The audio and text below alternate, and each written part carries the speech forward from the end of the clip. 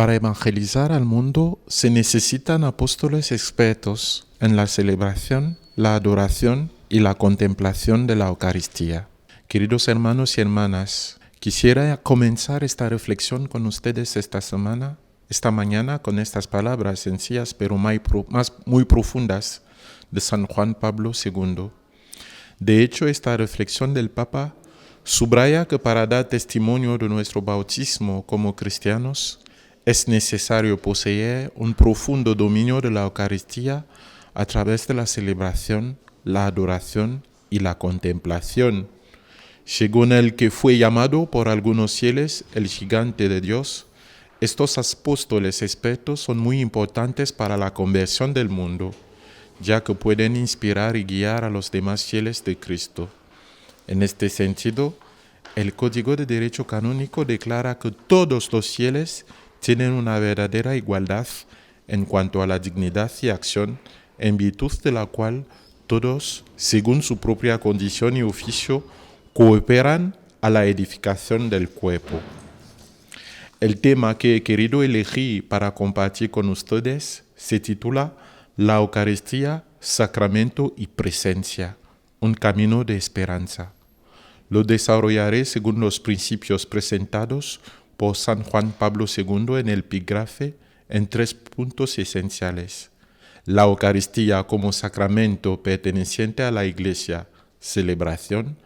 La Eucaristía como presencia, adoración.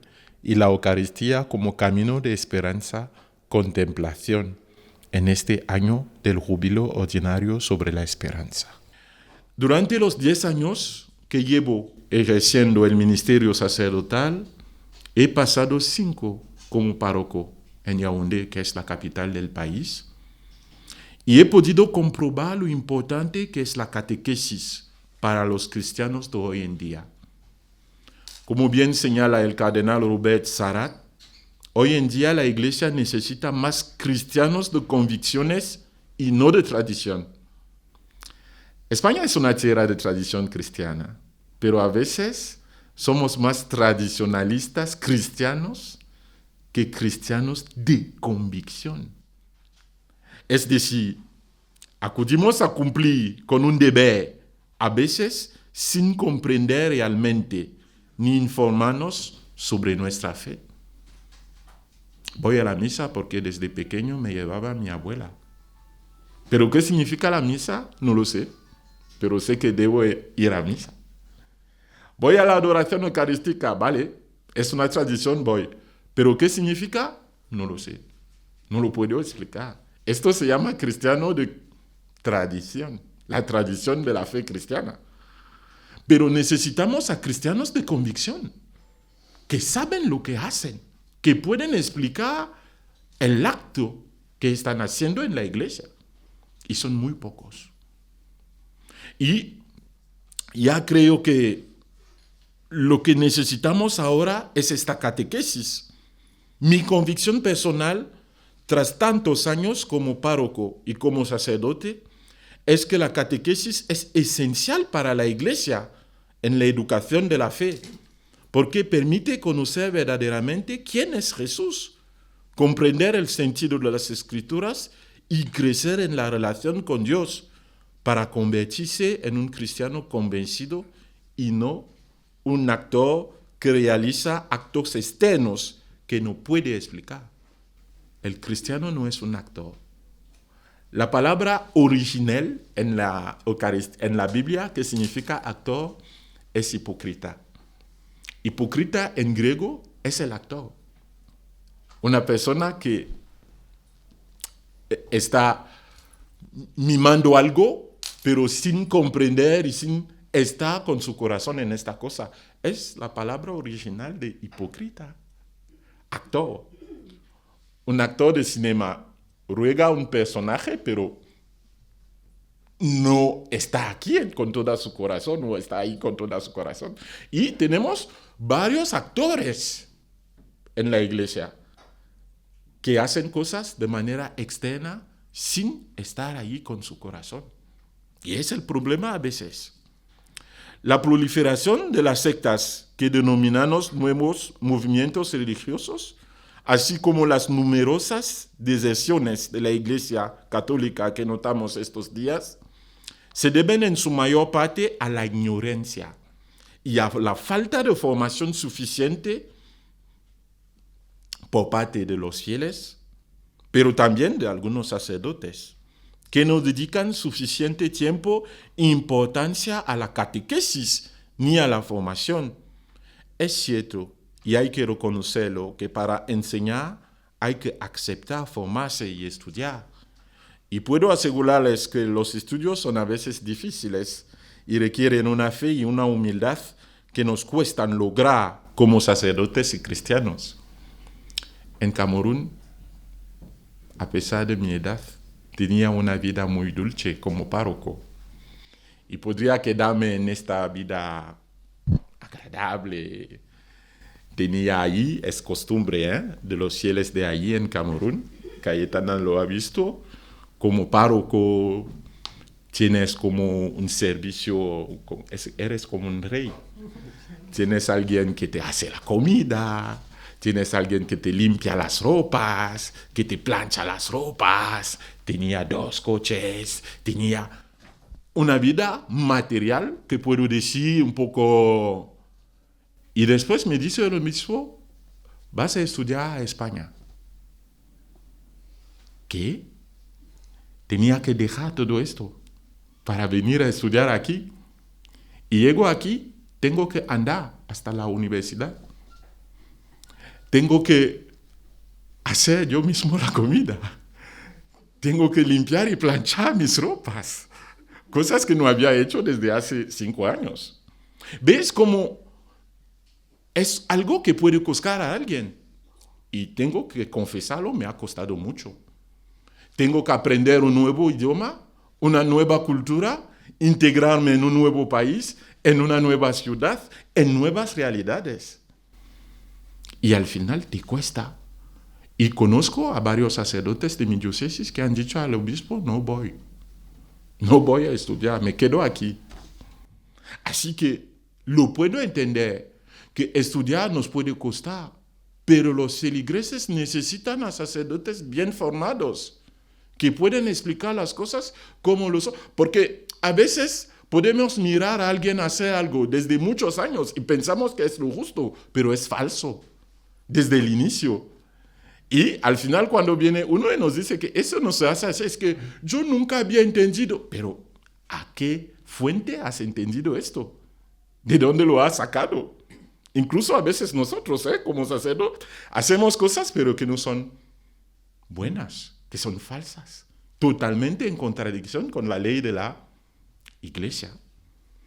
El Papa Benedicto XVI, en la exhortación apostólica aposinodal Sacramentum Caritatis, el sacramento de la caridad, que es el sacramento de la Eucaristía, define la Eucaristía como fuente y culmen de la vida y de la misión de la Iglesia, porque los otros 6 sacramentos giran en torno a ella y obtienen su fuerza de ella. La Eucaristía es un sacramento de la iniciación cristiana. Es porque hasta hoy hemos conservado la expresión primera comunión para decir que es un sacramento que nos inicia, que nos integra en la vida cristiana, y también para marcar el día de la recepción inicial de este sacramento. Algunos de nosotros teníamos todavía el recuerdo de este hermoso día, el día de la primera comunión. En Camerún no sé cómo se hacen las cosas, pero también he visto que aquí también es una fiesta familiar. La primera comunión, después de la catequesis de 2 años, los niños están acogidos en la iglesia por la primera comunión y es una gran fiesta donde se invita a toda la familia y creo que aquí también lo tenéis. Y siempre es un recuerdo importante. El catecismo de la Iglesia Católica define de manera genérica el sacramento como un signo visible instituido por Jesucristo para darnos la gracia. Esta definición es importante. Saber que es un sacramento, signo visible, instituido por Jesucristo para darnos la gracia. 3 elementos. Primero, el sacramento es un signo visible. El sacramento es una realidad palpable que puede percibirse con los sentidos, la vista, el oído, el olfato, el gusto y el tacto. Segundo elemento, el sacramento es instituido por Jesucristo. Esto significa que el sacramento pertenece a la Iglesia, cuerpo místico de Cristo, por lo que debe celebrarse según la disciplina y las normas de la Iglesia, y no según nuestros gustos o deseos, ni siquiera nuestros caprichos.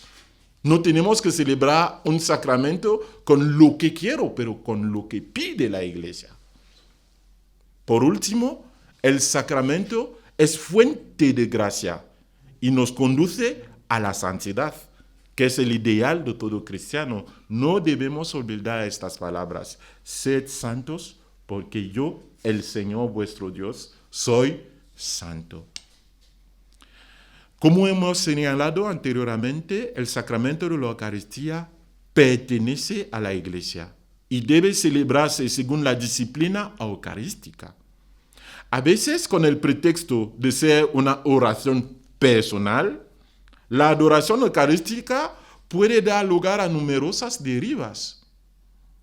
Por lo tanto, es importante señalar que solo el sacerdote válidamente ordenado es ministro capaz de confeccionar el sacramento de la Eucaristía, actuando en la persona de Cristo. Estas son las palabras del código. Confeccionar, es decir, con la transformación del pan en cuerpo, del vino en sangre, solo un sacerdote válidamente ordenado lo puede hacer para tener la validez del sacramento. Además, la adoración eucarística solo puede realizarse en algunos lugares sagrados específicos. Por ejemplo, la iglesia catedral, las iglesias parroquiales, la iglesia o oratorio anexo a la casa de un instituto religioso o sociedad de vida apostólica, o la capilla del obispo. En los lugares sagrados donde se reserva la Santísima Eucaristía, debe haber siempre alguien a su cuidado. Y celebrará allí la misa un sacerdote al menos 2 veces al mes. A nadie está permitido conservar en su casa la Santísima Eucaristía o llevarla consigo en los viajes. Os puedo decir que he visto cosas raras en mi vida. Llego un día a celebrar la misa en la casa de una familia amiga y me dice la señora, la madre de casa, que padre, desde hace 2 días tenemos a Jesucristo aquí en casa. ¿No? ¿Jesucristo aquí en casa desde hace 2 días? Sí, es que el párroco está haciendo una peregrinación del Santísimo y cada 2 días viene aquí y deja expuesto el Santísimo 2 días con nosotros. ¿Esto se puede? ¿Esto se puede?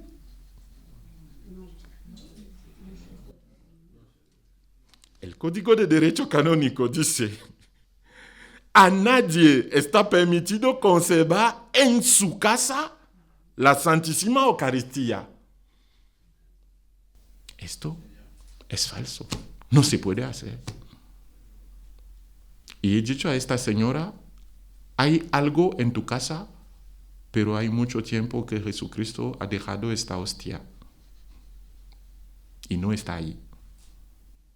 Porque para tener algo hay que seguir la validez de la iglesia y los requisitos y la disciplina y la regla. ¿Veis cómo esto puede gestionar un problema? Y es lo que ha ocurrido. Porque el padre Lino ha dicho que esto que has dejado aquí no es. Y al final, ¿qué voy a tener? Problema con el párroco, ¿no? ¿De verdad? Pero es ignorante. Él tampoco lo sabía. Así que debemos tener cuidado de lo que hacemos. Otra cosa, no está permitido viajar con el Santísimo Sacramento y también llevarlo consigo en los viajes. He visto también algunos sacerdotes viajar en su, ¿cómo se llama? En su, llamamos en francés, valise chapelle. Voy a decir la maleta donde llevamos todas esas cosas para la Santa Misa. Y me dice que yo tenía en mi maleta viajando el Santísimo, es decir, la reserva de hostias consagradas a una misa y viaja con ellas. No, esto no se puede. Cuando celebras una misa y que no puedes reservarla en un lugar digno, ¿qué tienes que hacer? Consumirlas, todas. ¿Ves? Como a veces es necesario saber lo que hacemos. Y así que un catequista o un fiel que acompaña a un sacerdote en la misa puede decir, padre, no, tienes que consumirlas todas. Y no guardarlas en tu maleta. Otra cosa, el ministro de la exposición del Santísimo Sacramento y de la bendición eucarística es el sacerdote o el diácono, no el lector o el acólito o el amigo del párroco o la hermana del párroco o la madre o el padre o no, sacerdote o diácono. Tampoco el seminarista o la hermana o la religiosa, no. Sacerdote o diácono. Solo los dos. Estas normas canónicas no son exhaustivas y pueden ser ampliadas o revisadas por el obispo diocesano, pero es importante destacar que aunque la adoración se realiza individualmente o en grupo, de forma solemne o en silencio, se trata de un culto público de la Iglesia, que obedece a ciertas normas precisas. Podemos ir a la adoración solo, o hacerla de manera solemne, o hacerla... Siempre es un culto público de la Iglesia, y hay que seguir las normas que ofrece la Iglesia para celebrarlo. Segundo punto, la adoración eucarística como presencia de Cristo. Al visitar la página web de la Adoración Perpetua en España, que se denomina, he visto, AEP, Adoración Perpetua en España, me llamó la atención esta frase: el Señor nunca puede quedar solo, por lo que cada adorador voluntario entrega una hora de su tiempo semanal para acompañar a Jesús, para convertirse en su guardia personal. Me ha gustado esta palabra. En su guardia personal, de manera que la capilla puede permanecer abierta a quien lo necesite. Esta frase es tan explícita que nos permite abordar el segundo punto, la Eucaristía como presencia de Cristo. Durante esta celebración pública de la Iglesia, que llamamos adoración eucarística, surge una pregunta fundamental: ¿a quién adoramos? Me ha gustado un libro que me ha regalado alguien aquí a Valladolid y que trata de este tema. Y me gustaría compartirlo con ustedes. El libro se intitula In Sino Jesu. Este libro. Cuando el corazón habla al corazón. El diario de un sacerdote en oración. Es un libro magnífico, maravilloso, por la vida interior. Los italianos dicen traduttore traditore.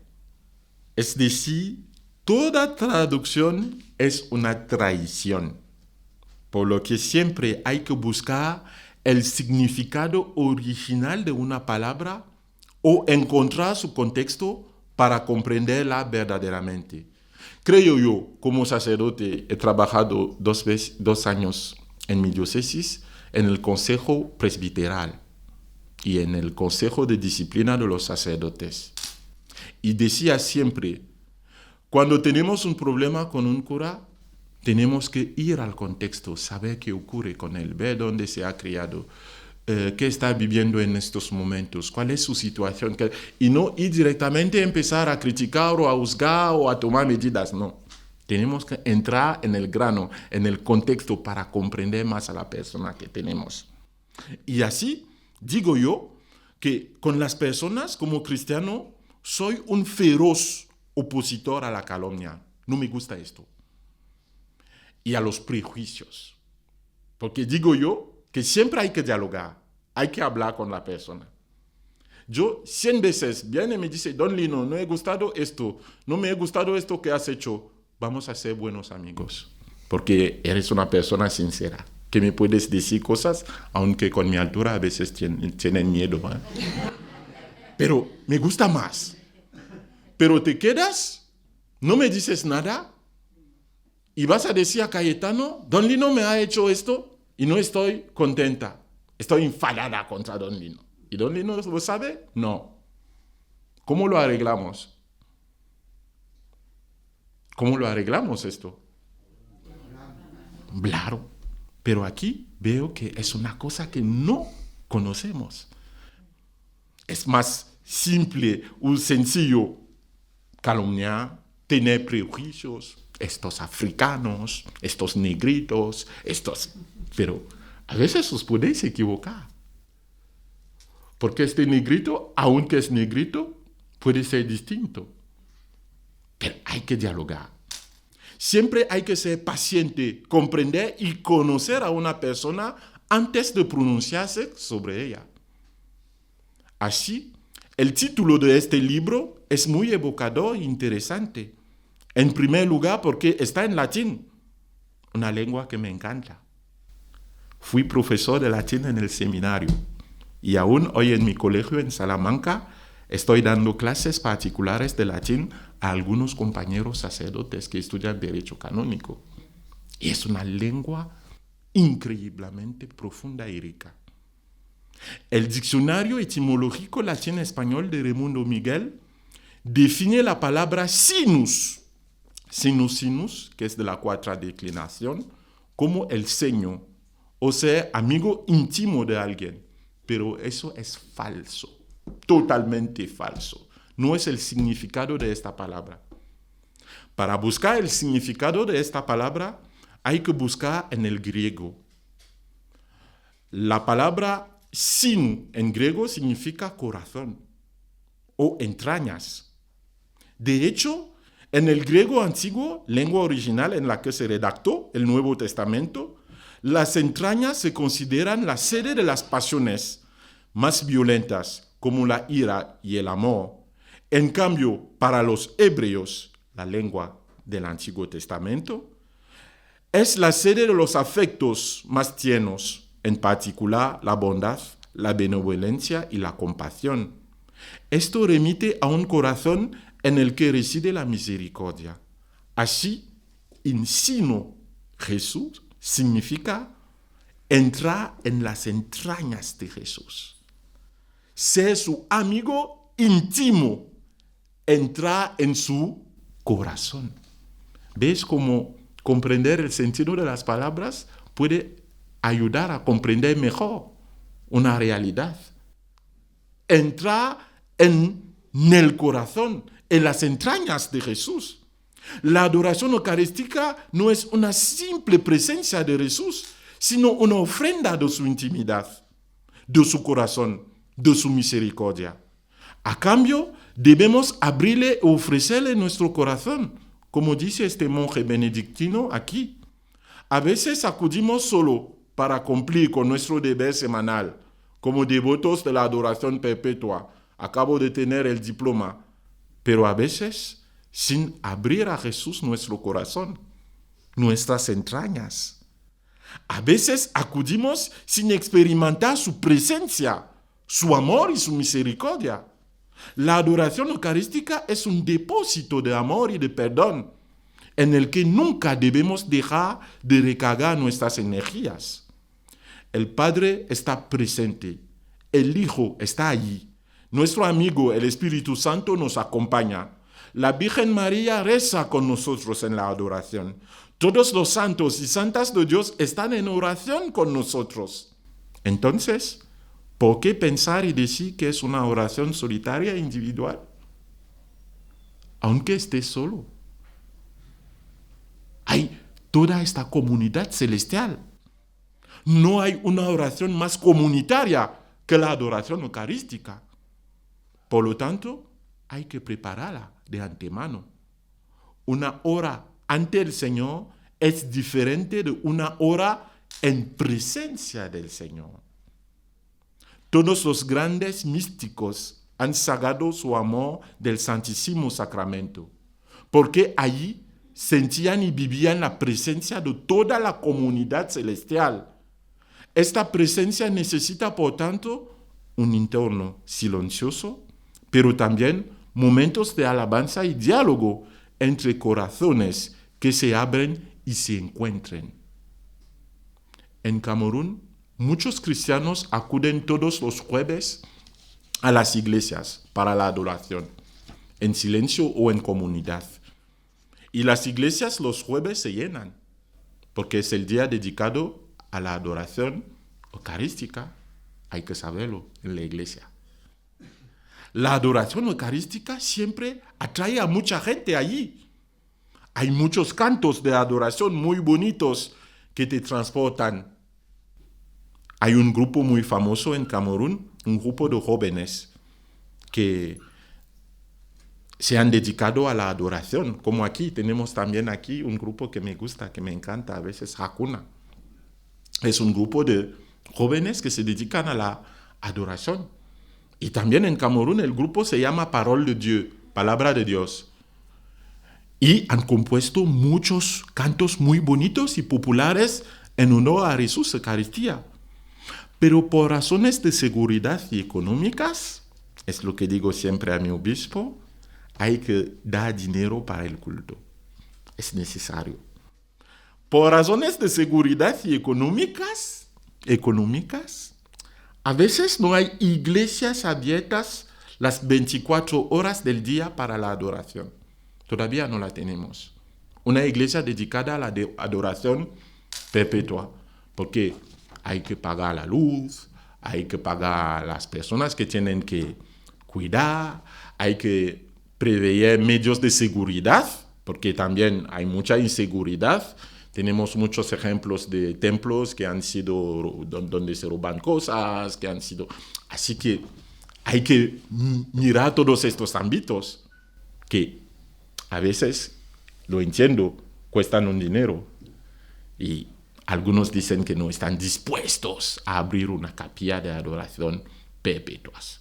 Pero si no gastamos el dinero de la iglesia para el culto, porque el Código de Derecho Canónico dice que los 3 elementos o los 3 lugares donde el dinero de la iglesia se tiene que gastar: primero, el culto; segundo, la sustención del clero; y tercero, las obras de caridad y de ayuda a los pobres. Pero ¿qué hemos hecho ahora? Hemos inversado las cosas, ¿no? Primero ahora, los pobres, la caridad. Segundo, el culto. Y tercero, a veces o nunca, el sustento de los clérigos. En mi diócesis, por ejemplo, nunca he tenido un sueldo como clérigo. No hay un sueldo establecido por la diócesis. Esto es malo, esto no está bien. Porque a veces, ¿qué ocurre? Sí, es verdad que hacemos voto o promesa de pobreza, pero hay una diferencia entre pobreza y miseria. El sacerdote no tiene que ser una persona miserable. Incluso, Cayetana, sabes que en Camerún también, aunque se dice aquí que África es pobre, siempre me hace reír esta palabra. África es un país, es un continente muy pobre. Sí, es verdad. ¿Por qué? Porque los gobernantes quieren que se vea esto. Pero ¿todos los africanos son pobres? Yo no vengo de una familia pobre. Mi padre es gobernador en Camerún. Mi madre es médica en Francia. Soy el único bajón de mi familia. Y podría hacer lo que quiero. militar. La decisión la más complicada hasta ahora por mi familia es que he elegido ser sacerdote. Y un día me había dicho uno de mis tíos, Lino, ¿qué vas a hacer allí? Los sacerdotes no tienen dinero. Pero hay una diferencia entre elegir la pobreza porque la iglesia tiene que cuidar de sus clérigos. Está escrito en el Código de Derecho Canónico. Y vivir como pobre. Son dos cosas distintas.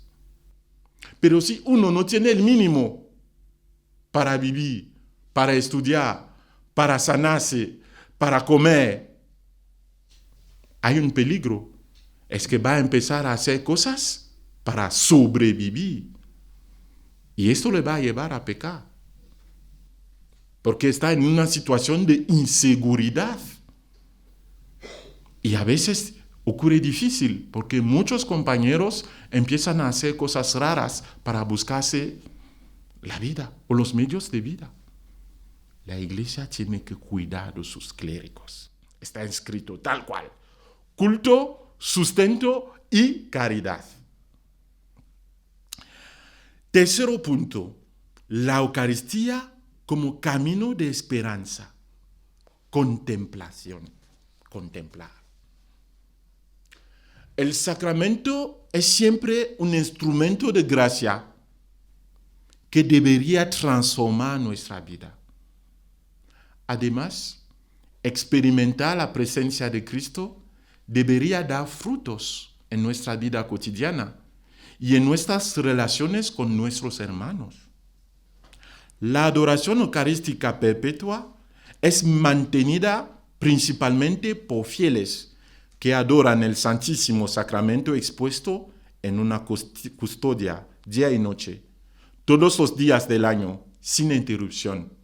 Sí, excepto durante el viernes y el sábado santos, y cuando se celebra la misa en la capilla. La capilla de la adoración perpetua es un oasis de paz, donde las personas acuden para recibir nuevas fuerzas. En este sentido, para Santa Teresa de Ávila, la vida contemplativa es intrínsecamente misionera.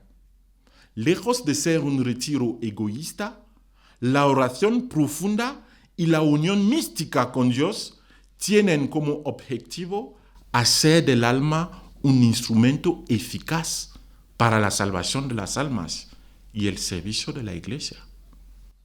La adoración nos pone en contacto con el amor y el perdón, por lo que debemos dar testimonio de ello a los demás. En efecto, queridos hermanos y hermanas, el año jubilar nos invita a ser peregrinos de la esperanza. Se nos invita a no centrarnos en nosotros mismos, a salir de nosotros mismos y a seguir caminando hacia Dios y hacia nuestros hermanos y hermanas. Comunicar la esperanza es comunicar el amor. En griego, la palabra amor tiene múltiples significados, pero el que nos interesa es el amor agape. El agape, que es un amor pleno, abierto al otro, generoso y completo. Muchos cristianos sufren por falta de amor. No saben amar y no se sienten amados. La experiencia de la adoración eucarística siempre llena al cristiano de alegría, de paz y de amor. ¿Por qué privarnos entonces de semejante fuente? Por otra parte, la esperanza conduce al perdón. El sacramento de la reconciliación y la penitencia está íntimamente ligado a la Eucaristía. Entrar en las entrañas de Dios requiere una purificación previa. Pero saborear la misericordia de Dios también debería abrirnos al perdón. Sin embargo, hay que reconocer que nuestras comunidades de fe carecen a menudo de perdón y de comprensión. ¿Cuántas familias, cuántas parejas, amistades se destruyen por falta de perdón, por falta de diálogo, por falta de comprensión? Hoy en día preferimos privilegia el rencor, la maledicencia, los murmullos y la calumnia, antes que el diálogo, la verdad, la sinceridad y la reconciliación. Sin embargo, la adoración eucarística es un camino de esperanza que debería conducirnos a la santidad. Uno que se dedica a la adoración tiene que buscar la santidad, que tiene que ser una persona alegre, tiene que ser una persona que sepa perdonar, que sepa comprender, que comunica la alegría. A veces como sacerdotes no comunicamos la alegría. Venimos y estamos siempre con la cara cerrada, así muy serioso. Y a veces los feligreses tienen miedo de acercarse. Y nosotros también como cristianos no comunicamos la alegría a los demás. Buenos días, ¿qué tal? A veces nos cuesta. Buenos días, ¿qué tal? ¿Cuánto cuesta esta palabra? ¿Cuánto valen? En dinero. Buenos días, ¿qué tal? ¿Esto cuánto cuesta? Sí cuesta. ¿Mucho dinero? No cuesta dinero, cuesta amor. Vale. Ese es el problema. Vale. Y así, un devoto de la adoración perpetua tiene que ser una persona muy, muy bien educada. ¿Ves cómo la vinculación con la adoración tiene que transformar nuestras vidas? Conclusión y perspectivas. Creo que está bien el tiempo. Conclusión y perspectivas. Queridos hermanos y hermanas, ha sido un verdadero placer y una alegría para mí poder compartir estos momentos de enseñanza con vosotros. Pero la realidad es que la adoración eucarística no es una experiencia teórica. Es una realidad que se tiene que vivir. Es una presencia, un encuentro que nos transforma. Hoy celebramos la fiesta o la memoria del Beato Bernardo de Hoyos. Y me gustaría terminar con estas palabras que encontramos en el libro Fuego en el Corazón, este pequeño librito. Jesús en la Eucaristía es mi consuelo, mi refugio. Mira cómo es bonito. Mi consuelo, mi refugio. Parece que hay entre este sacramento y mi corazón.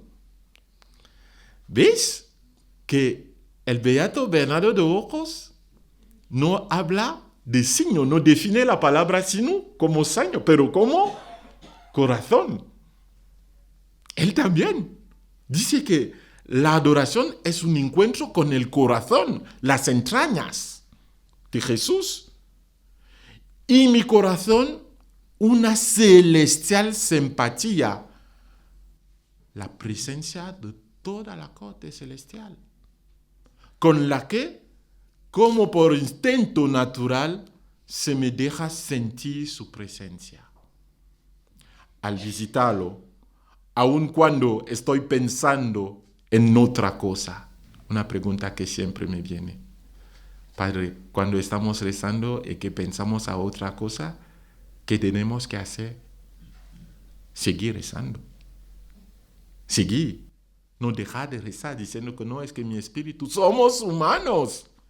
Y a veces puede ocurrir que rezando viene una preocupación material o humana. Y es lo que quiere el Señor.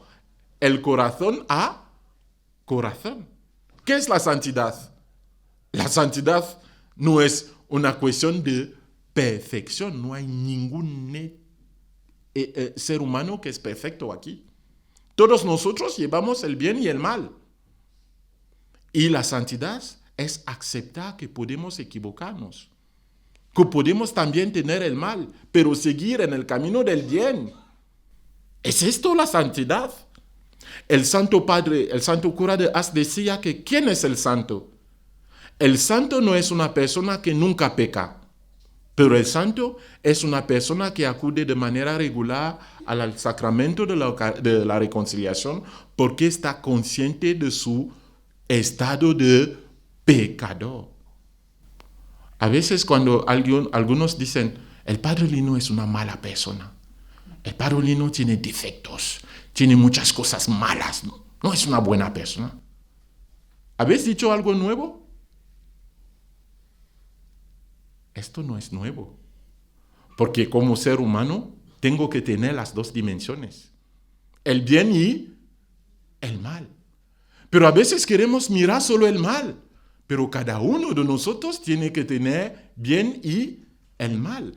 En mayo estuvimos en Roma con mi facultad de Derecho Canónico y hemos hecho la visita de todos los dicasterios, que son los ministerios del gobierno del Papa. Y en el dicasterio para la cosa de los santos hemos hablado con el prefecto. Y el prefecto nos decía que en el proceso de canonización de un santo o de beatificación, hay una parte que se llama el abogado del diablo. Y en esta parte, la persona que está encargada de esto tiene que buscar todos los defectos y las cosas malas que había podido hacer la persona para demostrar que este modelo que os proponemos ha sido un humano. Una persona también que tenía defectos como cada uno de nosotros, pero que los han superados para buscar a Dios. Y eso es lo más importante. Y es lo que dice aquí el Beato Bernardo. Este es el teatro de los divinos favores. Aquí recibe mi alma a su Dios y con él nuevos alientos, nuevas fuerzas, nuevos dones y inexplicables favores. El sacramento de la Eucaristía tiene que transformar nuestras vidas. No hay mejor refugio que la adoración eucarística. No hay mejor lugar para recargar las pilas que en las entrañas de Dios. Estos momentos deben renovarnos, enseñarnos a perdonar, a romper las barreras de la discriminación, a ser más amables, más sonrientes, más alegres, más sinceros, más generosos y fuentes de esperanza para todos aquellos que nos encuentran. Que Jesús Eucaristía transforme nuestras vidas y nuestro día a día y que la adoración eucarística sea un verdadero camino hacia la santidad. Gracias por su atención.